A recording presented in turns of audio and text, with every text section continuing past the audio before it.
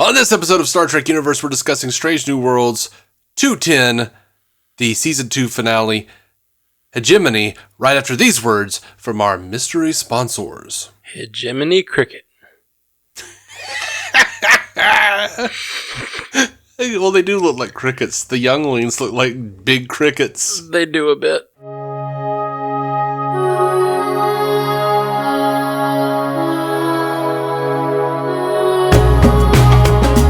Welcome to Star Trek Universe Podcast, where you get to listen in on two lifelong friends, do what they've been doing since they were 6 years old, just sit and talk about Star Trek, and be mad that finales have to be continueds. And we have to wait a year.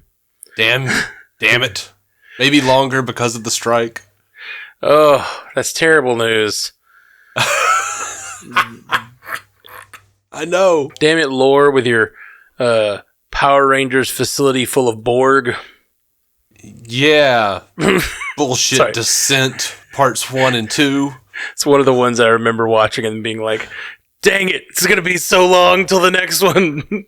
Yeah. It's funny that you remember that they were in the command center from Power Rangers. Well, I rewatched it from for the rewatch we did of all the Picard stuff. Oh yeah, the Picard primer. Yeah, when I was writing all the songs and stuff. Yeah, it's that same building. It is. It totally is. It's a cool looking building. It is a cool looking building, and I think they use it for a lot of things, but sometimes from other angles. But the angle they use in Descent looks exactly like the Power Rangers angle, and I'm like, oh, yeah, totally, that's it. Totally. Good stuff. Okay, so where are we at? We were talking about this new Strange New Worlds episode, the finale for Season 2. Mm-hmm. That's what we're talking about. Yeah. What did you think? I loved it. Start to finish. Like, I have no notes. I just loved everything. I loved Scotty. Yeah. I do think it's a little ridiculous that he keeps just popping up. The way they pop him up in the alternate timeline where he's like stranded on like an outpost somewhere, and then they like come here to this like little planet, and he's like, "Yep, I got stranded here." Mm-hmm. I think it's funny that like there's a deleted scene in the 2009 Star Trek movie where Spock says that he tells young Kirk that it looks like time is trying to mend itself, which is something that they've also said here in this universe. Mm-hmm. I love the concept that like time keeps trying to mend itself by stranding Scotty in places. It's pretty good. That's pretty good. Of course, we don't know. This could be how he originally got onto the Enterprise. I doubt it, because if you look at Arena, like Kirk doesn't know anything about the Gorn. Like, and Kirk doesn't, but wouldn't other people maybe? Yeah, but you're looking at like the Gorn, like slowly dicking their way into Federation space. So we're talking about a war here. I'm getting more and more, or I'm feeling more and more like it's some sort of like alteration to the original timeline, because in Arena they acted like they didn't know. Like I don't really understand how they could not know about the Gorn. Like the Federation has enough info on them to where they're making specialized weapons to take them out. Yeah. But it is pretty secretive at this point. Like, only certain ships have those, and only the captain knows about them and stuff like that. Yeah, maybe. So at this point, the information is pretty, whatever. Need to tell, need to know, whatever. Yeah, need to know. There's a word for that when you, not bifurcate. Classified? No, never mind. There's a word for keeping separation between people having different knowledge or whatever. Uh-huh. At this point, I guess they're trying not to freak out the rest of the Federation, that they're going to war. They're just letting the captains know. Which we saw them go into like a meeting about that, and we just didn't know exactly what they said, but apparently they gave them all weaponry. Yeah, I mean, I guess we'll see how they play it next year or year after that, or whenever the hell we get this Season 3. Yeah. But yeah, I enjoyed this a whole lot. And Bethany totally called it. Bethany's my wife. She called the fact that like when the Gorn was like didn't attack Batel, she was like, she's got eggs. Yep. And I was like, well, rough. And I was like, well, I don't know, because like, what's her face is saying like, well, An is saying like these hatchlings, these younglings should be attacking each other. and they're not. So there's definitely something going on with the Gorn, and I assume that there will be more to them than the Federation thinks there is, and what Pike was saying about there's always hope, and there's a way we can communicate with them, which is also like sort of an indication of what was going on in Arena, of the final lesson in that episode. So I don't know. There's something going on with those guys, but I'm very intrigued. And I'm loving Scotty. He was like my favorite part of the episode. Yeah, I was just so pleased with him. He's great, and as an addition to the show, he's going to be awesome if he sticks around, and it would make sense if he does. I love the idea of him and what's her name? Palia? Palia, sorry. Okay. I was like, there's so many, it feels like too many letters in her name that I can't ever think of the order they go in.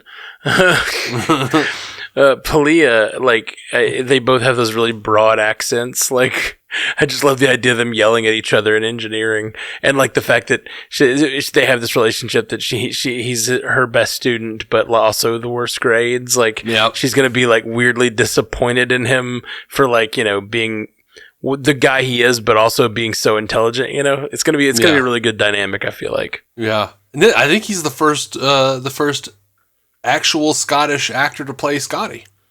Ooh, okay, cool. Yeah, that's neat. Yeah, I love Scotty showing up. He's great.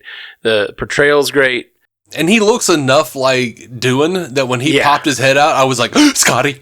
Yeah, as soon as he spoke, I knew. It wasn't speaking. I saw him, and I was like, oh, that's awesome. That's great. I love that. And I liked it. Like, Pike is really having that classic Star Trek thing of like, he really hates the Gorn. Like, he really wants to kill him. And he's really, especially when he knows that Batel is in danger and wants to go save her. He's like, you know, these are monsters. And like, you know, he's trying to keep his composure and do the right thing, but he also believes them to be utter monsters at this point. Yeah, he's going to be like, I've never trusted Gorn, and I never will. Mm-hmm. I can never forgive them for the impregnation of my lady. Got to her before I could.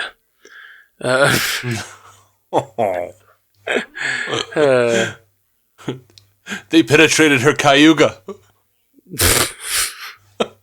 By the way, I always love an episode that shows us just like a war-torn, destroyed freaking Federation ship. Mm-hmm. And man, it's always just such an emotional thing for me. Where I'm just like, oh my God, the destruction. Mm-hmm. This was like on par, like seeing the Cayuga destroyed like that. It was on par with like when they warp into that just the destruction of that battlefield with the Narada in 2009, or when they just like warped in and found like all of those ships at Wolf 359. Like, right, yeah, it's that same feeling of just like, oh damn. Yeah, we're so used to, because in the past the ships were expensive to build. They didn't do a lot of changes to them. They didn't do a lot of like physical damage and stuff. So we're used to the ships looking pretty pristine from the original series and Next Generation. And then when we get to those things like in Wolf 359 and then DS9, all the wars and all of that, it's like weirdly visceral to see a Federation saucer section ripped in half, you know? Yeah. It's fun. It was good stuff. And I enjoyed that whole thing, the whole fight scene and everything with the Gorn. Like, you know, we were talking about how Discovery is kind of the home of that kind of like just action sequence type stuff in a way. Yeah. But this really got there with just full on alien combat in 0G. It was fun. Yeah. And look, I understand like the Gorn have to be intelligent enough to have spaceships. They just do. I mean, they have to be intelligent. But it's still hilarious to see a Gorn in an environmental suit. Yeah, it is. It's hard to think to take that too seriously. I don't know, like, it makes sense. I'm sitting there just like chuckling as like he's fighting, Spock is fighting this thing. I'm just like, why? It just looks silly. I understand. Yeah, it seems like they would just like have some sort of other solution, or like they don't even need air. Like they're just so like monstrous. In a lot of things you'd think they'd do that, but this being Star Trek, they try to make it somewhat scientifically accurate, and that thing's got to breathe. Yeah, Bethany pointed out, and I was pretty pleased. She pointed out that it was kind of a nod to Arena, with how slowly the Gorn was fighting Kirk and how slowly Kirk was fighting the Gorn. They're like, she was like, they found a way to make that work here. They're just doing it in 0G. That's true. There's very slow, deliberate movements. Mm-hmm. That's really funny. Good job, Bethany. That's good. But yeah, no, I loved it. I thought it was great. Jess Bush once again killed it. Just Ethan Peck is just killing it. I don't know, man. I'm very even Ortega's, man. Really good in this episode. Like, she had jokes, but it wasn't with that like snarky bullshit attitude that she usually has. I loved seeing her cut loose, flying the shuttle down to the planet. Like, it actually looked like this is her jam. This is what she does. This is her favorite thing. Man.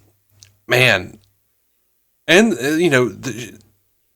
conveying her hatred of the Gorn with M'Benga, and, like, talking about, like, how they're pretty sure Chapel is dead.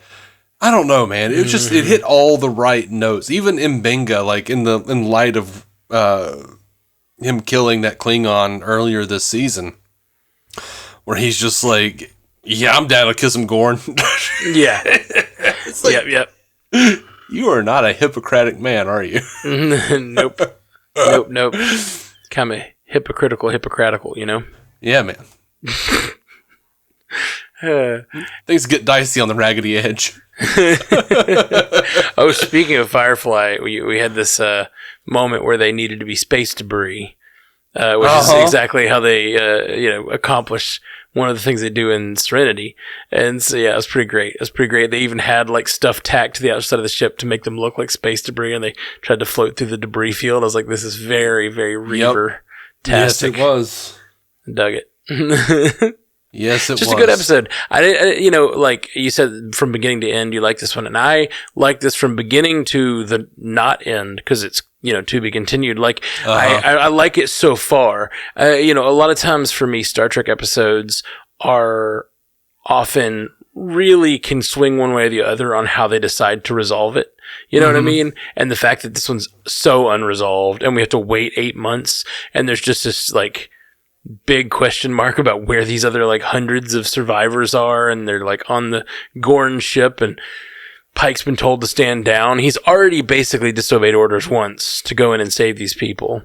And now he's got Batel back, but she's been impregnated with a Gorn egg. So it's like the anger toward the Gorn is great. It's like all the metrics of why he disobeyed orders. He hates the Gorn. They're monsters. He wants to save Batel. And of course, he just wants to save anyone who's down there. So there's like 3 solid reasons, but it's like, I think he's more angry at them. But Batel's not there anymore, so there's not the personal connection, except for M'Benga and some of his other friends. He's got a lot of his crew is there. So is it M'Benga, Ortega's? Who else is gone? Everyone who's down there except for except for the 2 of them. Or really, except for Pike. Because only 3 who came back were Scotty, Batel, and Pike. So all the people that Pike went down with are gone. His entire whatever. Away team. Oh, yeah. That's the word I was looking for. Which I think had La'an as well. La'an, Ortega, M'Benga. Yeah. Yeah, it sounds all right. Yeah. Yeah. Because number 1 was on the ship. And Spock was on the ship. I knew when I saw those transporter effects, I was like, that's not Starfleet. Those are not Starfleet's transporter effects. It's so funny, like, knowing the language of the show so well, and like something like that's supposed to be a surprise is just so clearly given away when you know the language of the show well enough. This is great, man. It's exciting episode, but again, I feel like I will know more how much I love this episode when I know how they resolve it, and whether it's like, worthier of the like amount that's gone into it, and whether they really come up with something that like is meaningful. Because I don't know, I expect Star Trek. This episode's great, and it's a lot of fun, and it's a great fun action episode. Yeah. But suspenseful, keeps you on the edge of your seat. Yeah. All those things, and it's like it's the problem solving that Star Trek is often known for, and I love that. But there's also like, to me, there's always has to be like a decision and like a morality play of some sort for an episode of Star Trek to really hit for me. And like, I'm waiting to see how that resolves and what it ends up being. Does he just end up going after the Gorn full on, or does he risk war with the Gorn? Does he cause war with the Gorn? What is he gonna do to start season 3? Like, could season 3, we thought this season might be kind of a Gorn war season, and we were kind of expecting that a little bit when they talked about it earlier in the season, but it could be this is all the precursor, and then maybe he makes that Michael Burnham decision where he ends up causing the war with the Gorn, Yeah, and I don't think that's how they'll wind up pushing it. I think like I said, his speech to La'an earlier in the episode about how there's another way. Mm-hmm. They've even changed from what you described and what you experienced. They're different. There's something else going on with them. So there might be a way to communicate with them that's not war. And I think that's what they'll lean to, especially with like everyone really pushing towards kill them. I feel like Pike's speech of hope is going to wind up being his stand. How did it resolve in Arena? Like you said that there was more to the Gorn, but how did it resolve? How it resolved was Kirk beat the Gorn with tools he found in the arena on the planet. And as the Gorn is laying there about to die, possibly by Kirk's hand, Kirk lifts the thing, he's about to kill him, and then he's like, no. He throws it aside and goes, oh no, I won't kill you. And then the Metrons came and they were like, oh, you showed that you're more evolved than we had expected. And he sent them back to their respective ships. Yeah, I was just thinking about this Gorn and like what's up with the Gorn. And like you pointed out, like surely they have space travel. But then we see this Gorn, and he is messing with a computer, and he's wearing a face mask, so he's got some level of intelligence. Definitely. But it almost makes me wonder if, like, the Gorn, the fact that they, like, let their young go out and just kill each other, and they just send Gorn eggs down to planets, it feels very, like, exploitative or something, and it almost makes me wonder if we've got, like, a Jim Hadar situation or something. Like, maybe the Gorn... Maybe we don't even know this, or like the Starfleet doesn't even find this out or something at a broader level, but maybe the Gorn ends up like are like servants of some other race or something like that is like more of like an upper class for whatever planet or system the Gorn are from, and they're like sending them out as like war parties to soften up the land, and then that's when the Dominion comes in, for instance, but obviously it wouldn't be the Dominion. But something like that could be. I don't know. Maybe. Gorn Hegemony has been around in extended universe. That name has been around for a long time. They've talked about it. They mentioned them on Star Trek Enterprise. I don't know that there was ever a mention of them being tied in with anything bigger. Right. They just like a bunch of people laying eggs and colonizing the shit out of things. Yeah. Yeah, it's one of those things. It's like you look at a species like that, and you're like, how do they achieve space travel?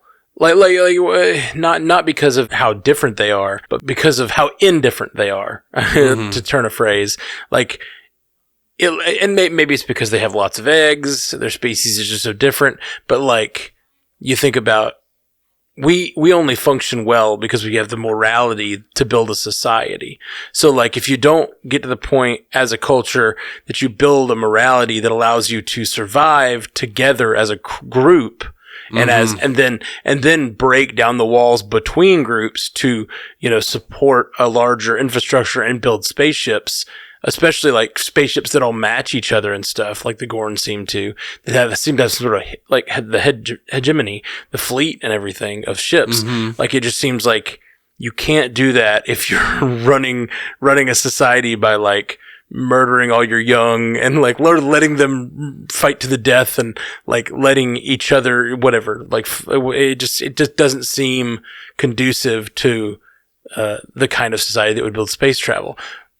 But maybe you certainly can. Like, especially if you are able to have like a whole litter of these creatures. That's what would make that work. At least for the young part. Yeah. And then you start thinking like survival of the fittest. Whoever is the strongest is going to survive, and they're going to be great to, and plus, we don't know anything. Like, they might be, like the Zindi, they might have like 4 or 5 different subspecies within their species. Right, totally. So they might have like the really slow moving Gorn that we see in the original series. God knows Lorca had a skeleton of one of them in his little trophy room. So they even changed the look of the Gorn in that Mirror Universe episode of Enterprise back in the day. It was a different looking kind of lizard than the one that Kirk fought, and it was very fast. So, I am okay with, like, I don't think they're changing canon too much on how the Gorn, because we've barely seen the Gorn. We've seen like 2 of them. Right. And we don't know anything about them. Kirk didn't know anything about them back in the day. Maybe the one Kirk fought was just very old. It could have been very old, or the planet could have been, while hot for Kirk, it could have been colder than the Gorn was used to, which will slow down a reptile. Yeah. That happens. So we can institute all sorts of headcanon for that. Yes, we can. To even it out for Kirk, because Kirk's not going to be as fast as the Gorn. So let's put him in a colder environment than he's used to. Yeah, for sure.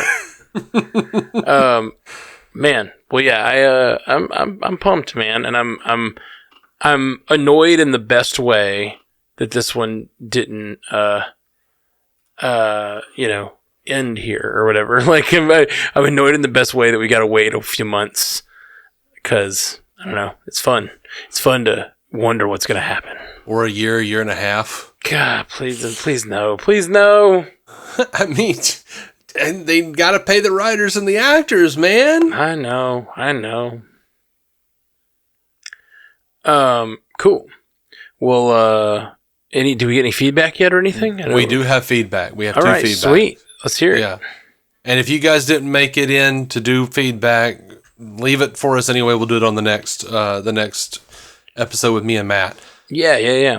Let's see. Timothy Castillo sends us an email with the title Spock and Chapel shot in Gorno.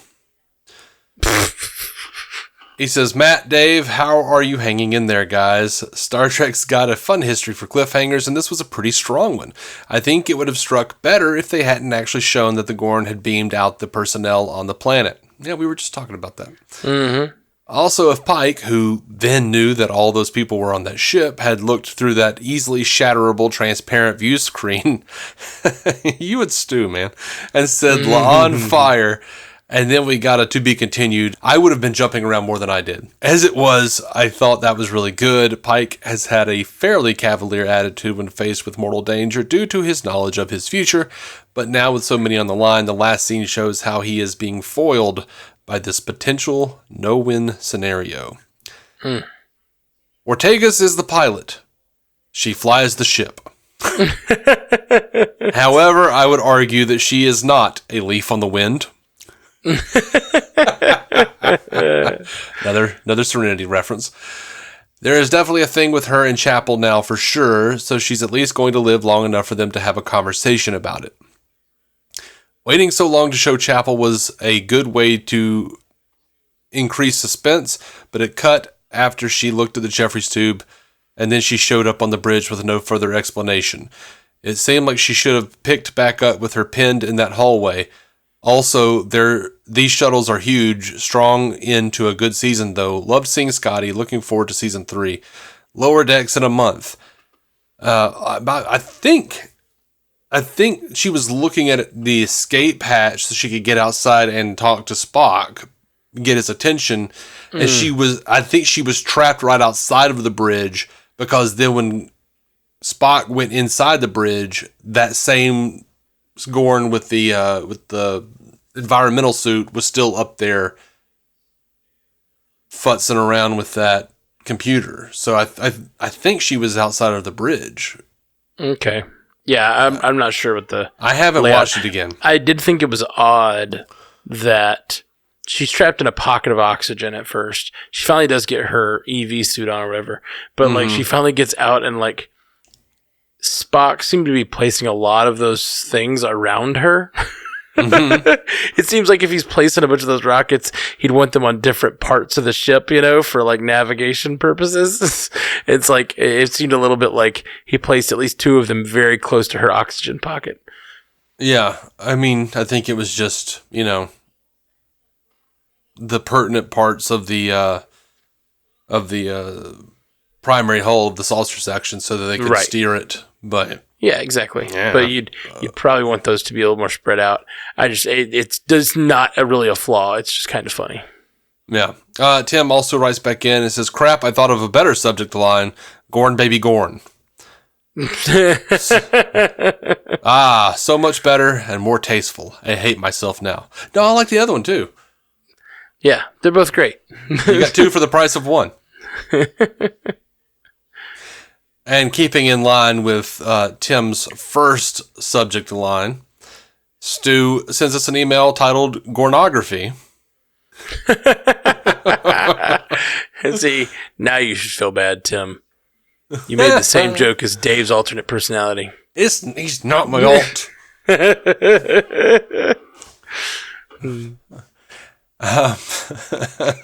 Because the Gorn are marking out their territory on a map, aka geography. Okay. So it wasn't a porn joke. Oh, Gornography. I get it. Yeah, like geography. Mm-hmm. Yeah, that's what you mean. I did think that it was weird. Okay, I realize... one thing I think is a little stupid about this episode.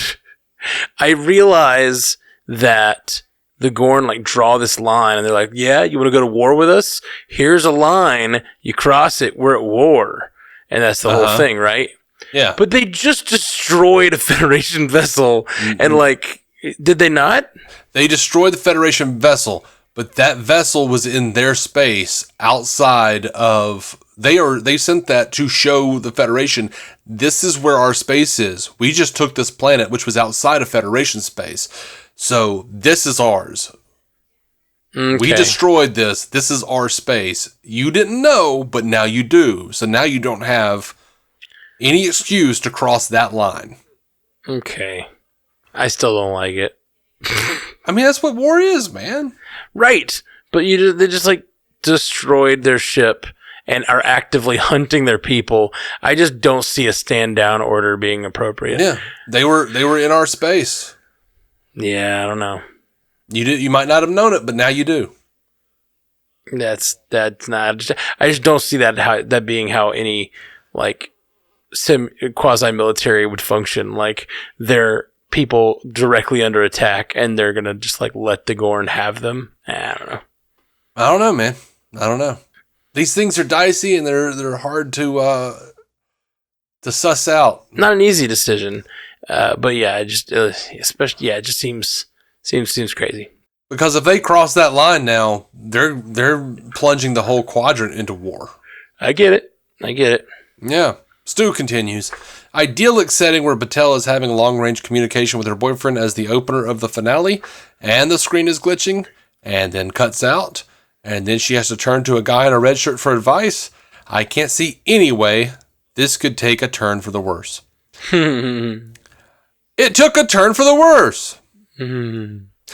Should have had a frozen Cayuga crew member shatter on the shuttle's windscreen.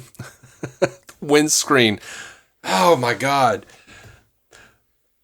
You know, they could just show us like looking through the view screen for effect, right? It doesn't have to actually be a literal view screen.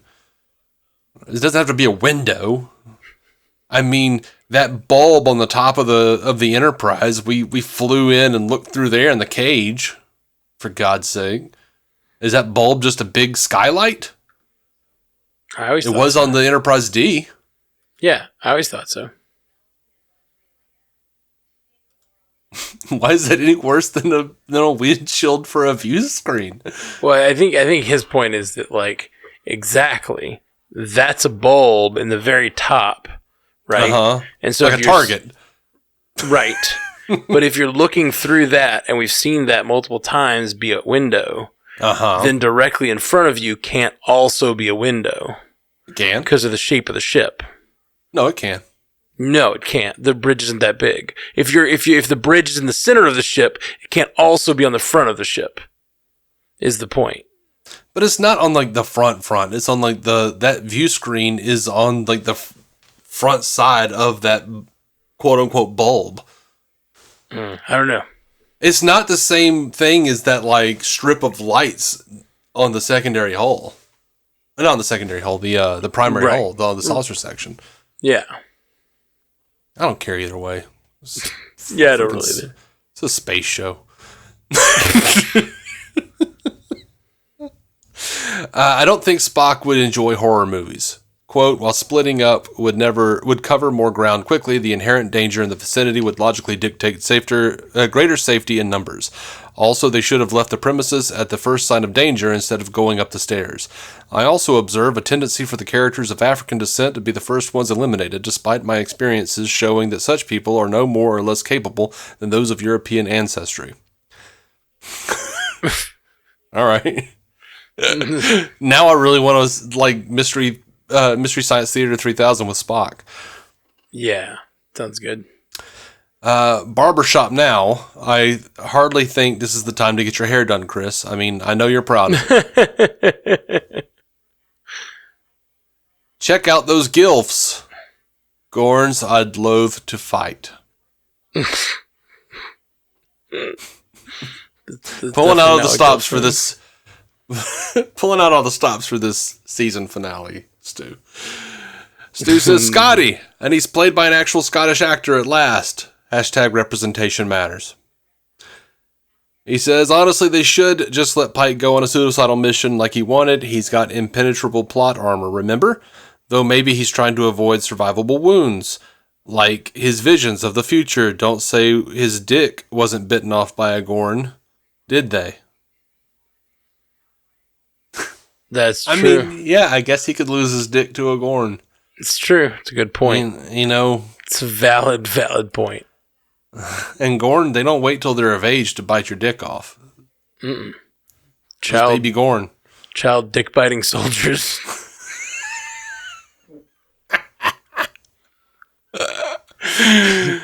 Stu says, phew, Chapel's alive. I was worried for a minute they were going to pull actually, Christine was just her middle name, but she has a young sister who's also a Starfleet nurse whose first name is Christine thing. I'm not letting them Smallville Jimmy Olsen this shit. Oh, man.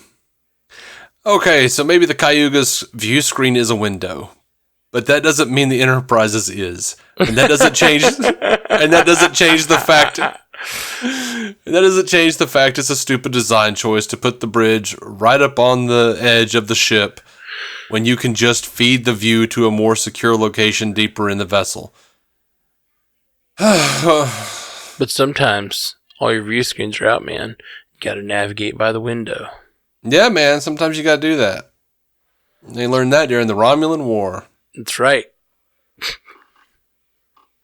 Head cannon. Let's see. Stu says, in all caps, fuck you, exterior view of the ship proving me wrong.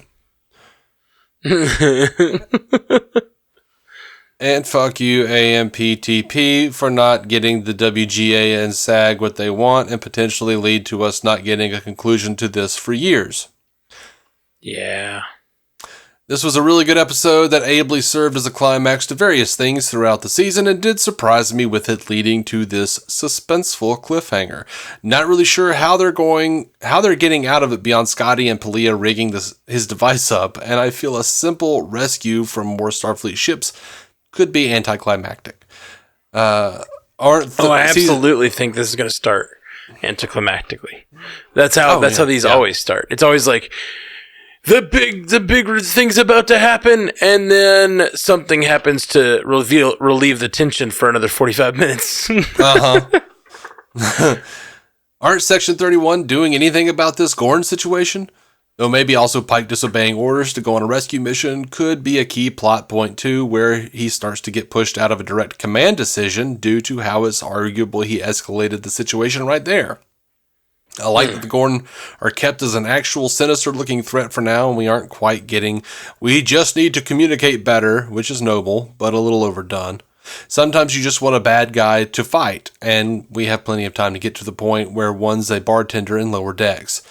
Also, it goes without saying that finally introducing Star Trek's greatest character into this era propels the episode as an all-timer, too. Take care, Stu. Thanks, Stu. Yeah. Yeah, I think because of Star Trek, the we just need to communicate better thing is important, and also it's been the theme of this season. Oh yeah. So, I hope it's something interesting. I don't mind if it's a communication issue. Like they're clearly trying to work out how to communicate with the Gorn and how to keep the Gorn under, from being a threat. And I think that's going to continue, and they're going to continue other routes than just war. But I just want it to be interesting, Like they talked about this episode, the fact that they are like, they go into a feeding frenzy based on solar flares and stuff. It just seems like a really interesting way to think about it as a completely new kind of enemy, Yeah, and also they'll rig up a way to talk to them via light flares. Yeah. For sure. To put them to sleep or something. Right, exactly. That's possible. Or they somehow disguise, prevent solar flare activity, or or at least they know when they're coming because of solar flare activity, or, so somehow they learn to live and let live with the Gorn, Yeah, for now. Yeah. Or if they can just understand where their territory is, because apparently that's a new thing. And apparently the Gorn can communicate that. You gotta just put some signs up or something. You Gorn? Gorn, damn it. Yeah. So many Gorn puns today. I know. Well, man, any other thoughts about this episode? I feel good. I feel like we'll probably get some more feedback and maybe pop in to do one more episode before we were done with this season of Strange New Worlds. Great season. Just overall, killer season. Yeah, overall, I really enjoyed this season, and I look forward to more. Yeah. So my favorite episodes in modern Trek, I think. Absolutely. There's a few in Picard I really love, and there's some Discovery episodes I really love, but I think this one's got both beat, honestly. How good certain of these episodes were. For especially for standalone episodes. For modern Trek, well, if you're talking standalone episodes, for modern Trek, season 3 of Picard just is the GOAT for me. Yeah, I think season 3 of Picard is great for nostalgia. I don't think it does much building. It does have a few great things in it. I like it. I'm not hating at all. I have this the things I think about when I think about that season are mostly that's really there's a lot of nostalgia within me for that. That season excites a lot of nostalgia within me, but I don't know that I think about it and I'm not man, they really, I don't know, wrote a great sci-fi story. I don't think about it that way. It's a pretty okay Borg story. You know, it's like but it's like you get these things you never thought you'd see again, like all of them standing on the Enterprise D together again. But I don't know that I feel, and it just feels like most of the stuff they did with that season feels like, I guess it's been done before, which doesn't mean it's bad. But I really liked some of the stuff they did this season with La'an's time travel story. I've never seen anyone like go through time travel and come to terms with her problematic family history. Like that was interesting and so well done in 45 minutes, you know? Yeah. You've never seen Back to the Future? That's not the same thing. He came to terms with his problematic family history. Came to terms with his problematic hots for his mom, but he didn't have the hots for his mom. His mom had the hots for him. I know, but that's not something he would have to come to terms with. You see, it didn't fit the narrative I was. But he had to come to terms with the fact that his dad was a coward. He had to come to terms with the fact that his uncle was always a jailbird. Yeah, it's true. It's true. I don't know if he exactly had to come to terms with things. The dad being a coward, probably, yeah. His mom was a nudge because she was kind of a, promiscuous girl in high school. His mom was a nudge? A nudge, yeah. What's a nudge? Like a nag, like someone who's just like always on his case about like, I don't like girls who ask boys to dances. I don't like that girl. She was just a hypocrite. I've never heard the word nudge. Oh yeah, no, that's a thing. Look it up. All right. How do you spell nudge? 2 O's? I don't know. Because I've heard it for years. You can't go nudge. I've just never heard that word. Let's see. But I like it. Good job. Thanks for introducing me to nudge. Yeah, nudge. Noodge. An irritating person who persistently nags and whines. All right. Yeah. I just thought she was being a hypocrite. Never thought it was.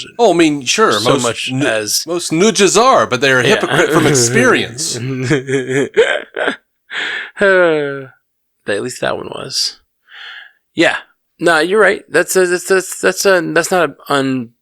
not unlike Back to the Future in some ways. It's not as dramatic. It's not as dramatic at all. Like the way he comes to terms with those things is more like a comedic, like, that's just about like, I feel like that's not so much coming to terms with as much as it is just him understanding his parents were people.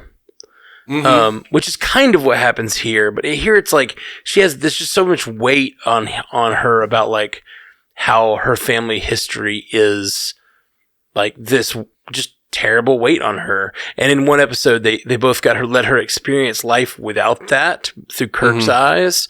But then they also allowed her to like come to terms with her family history, even though it's terrible, led to the future. Like, it's just interesting. And the fact that Khan, for as much as she hates him, at some point was just a scared little boy. Yeah. And circumstances in his environment beyond his control led him to become the person he is, or he was. You may come up with another example, but I can't think of a episode of anything or movie where like a doctor turned out to have been the secret like butcher of a war scenario who ended up like coming up with the perfect crime with his premeditated self-defense. Like that was just freaking baller, man. That's some killer writing. That's like great writing science fiction wise, like character study wise, and also like criminology wise. Like it was just really, really tight. Those are probably my 2 favorite episodes. And then you got the Lower Decks crossover this season. This season, those 3 episodes alone are stacked. Yeah. You had a couple of bummer episodes. Yeah, there's a couple that aren't amazing. Couple that definitely could be better. My least favorite being the lotus flower one. Yeah, the Lotus Eaters. That wasn't one of my favorites. Also, I actually think I liked the episode with Uhura and Kirk, where she was seeing the visions from dead people. I like that one less than the Lotus Eaters. Uhura and Kirk. Oh yeah, I almost forgot about that one. Seeing the visions from dead people. Yeah, I don't even remember how that one resolved. Well, it was, it was aliens trying to explain that that's right. Yeah, their fuel from that was killing them. That one did not bother me at all. That one just bored me. It was just a middling episode for me. But for me, this season was mostly middling episodes. A couple big swings, like the crossover, which turned out great, and then the big swing of the Rhapsody, which turned out, I think, middling. You didn't like it at all. I didn't really like it very much. And then like 2 just amazing episodes. And then a great finale that leaves me on the edge of my seat for next season. So like I just think it's a great season of television. I don't think I was a fan of the first episode either. Whatever that was. I don't even remember what it was. Yeah, that's my point. The fact that we can sit here and talk about the majority of the 10 with and still remember what happened in the majority of the 10 episodes. I feel like a lot of times these seasons pass by and I'm like, I don't remember any individual episodes hardly. Well, it's partially because of the overarching storytelling of newer Trek, but I feel like there's just a lot of strength in this season. Yeah. There's at least 3 of these episodes that I will be happy to go back to. I really like the episode where Spock became human. Oh yeah, it was a lot of fun. That was fantastic. It was hard for me to watch it at first because it was so silly, but I think it kind of loosened me up for the Lower Decks episode and the Rhapsody episode. It loosened me up a little bit. It was a little silly, but it was also kind of heartbreakingly poignant. Yeah, for sure. But it was more hijinks, and his lady don't like that. That's why he needed to get rid of her. Spock is all about hijinks. He can't take that shit when the jinx is low.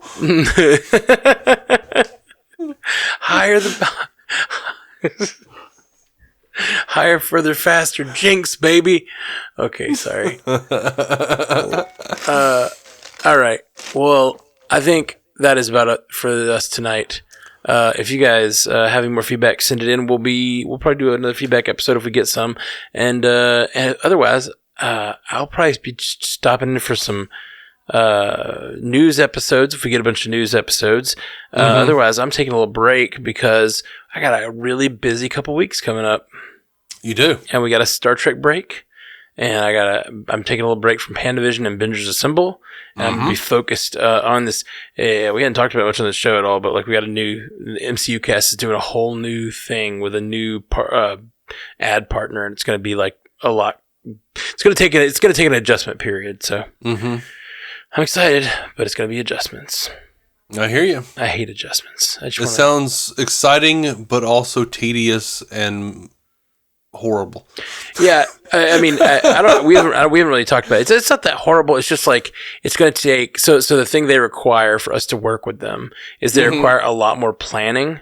We have to have all of our drop dates 14 days before the month starts. So that means we have to plan out all of our drop dates.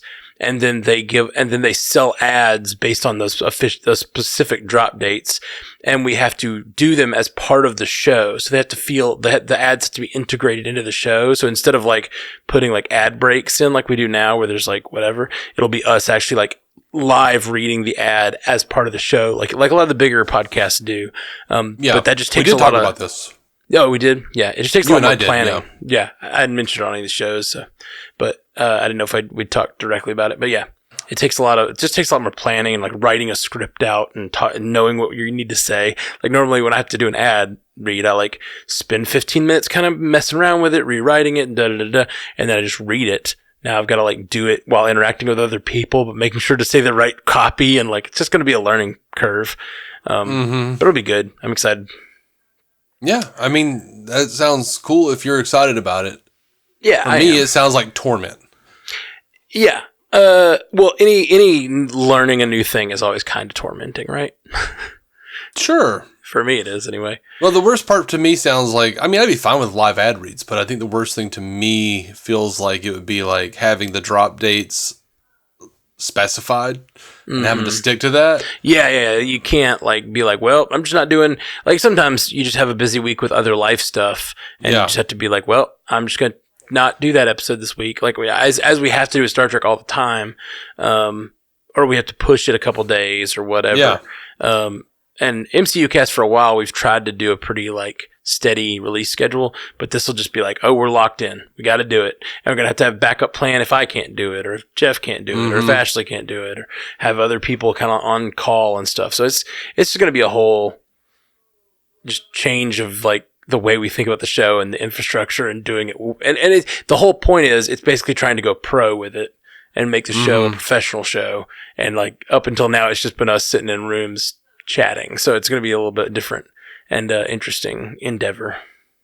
And it was interesting to tell you guys about it here on Star Trek Universe. That may not be pertinent to any of you. I don't know how many. I know there's some of you guys who listen to the MCU cast for sure. Somebody does. Oh yeah. But we'll be back soon with more here on Star Trek Universe. Peace. Joel Untrue. Almost missed it. Almost missed it. Well, before I say my thing, I will say that Effie and I are going to start putting out our episodes of our TOS reviews. And of course, you're welcome to join us when we do those. Sweet. We're doing one tonight. Oh, nice. About midnight, so we're going to be recording. So, man, now that I'm actually like full-fledged guardian and everything for Skylar or whatever, I have to be up to take her to school at 6 a.m. every day. So these late night records are just like not going to be in my wheelhouse for a while. So I'm really going to we're going to start planning a little better and doing things during the day, especially day. You can normally do daytimes. I can too. Daytimes would be great. Yeah. The issue with Effie is that she lives in the Netherlands. Right. Watch out for them windmills, Effie. Watch out for them windmills. Anyway, what was that from? I'm making. I don't know. Oh, I know what it's from. I was thinking it was from Star Trek because I watched it right before Star Trek, and then I realized how little sense that made. Like no sense at all. I watched a show called You're the Worst. Really good show. Really good show. Very crass. NSFW or whatever. But there is like this episode. This rapper, he's like, yeah. You're breaking up with me, aren't you? And she's like, no, why would I be breaking up with you? It's this publicist. I wouldn't break up with you like that. And he's like, yeah, you taking me to this carnival is just like my parents. They told me they're getting divorced at a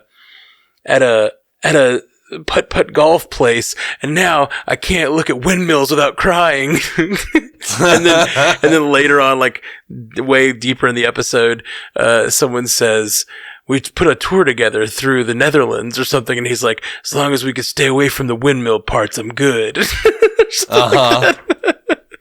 Well, windmills always make me think of Futurama, where like some place that has windmills is like there's a solar flare or it's heating up or something, and the news reporters are talking about it, and this like always like the little blonde human reporter, and then like this really big alien reporter. She's like, hopefully the windmills will help cool the land down, and he just screams, windmills don't work that way.